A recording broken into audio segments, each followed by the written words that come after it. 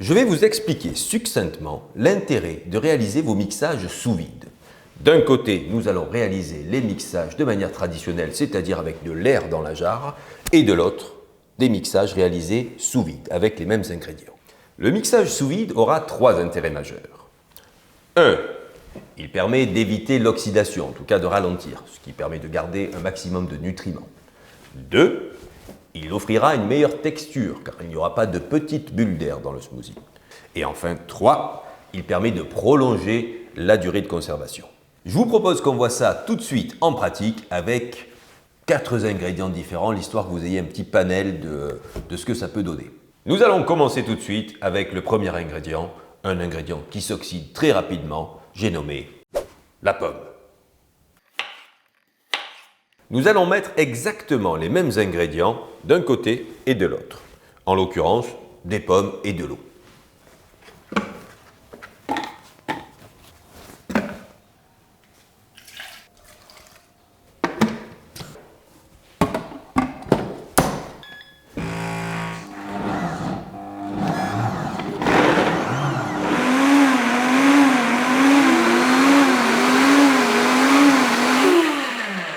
Voyons maintenant le résultat.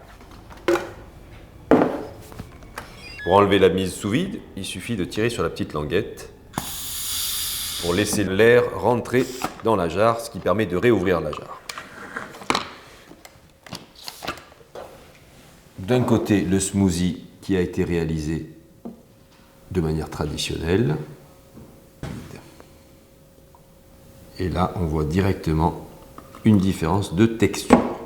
Ici, le smoothie a emprisonné des milliers de petites bulles d'air qui lui donnent cette texture un peu mousseuse. Ici, le smoothie ne contient aucune bulle d'air, il est beaucoup plus lisse. On voit aussi une différence de couleur, ça c'est dû justement à l'effet de mousse qu'on va retrouver dans le smoothie.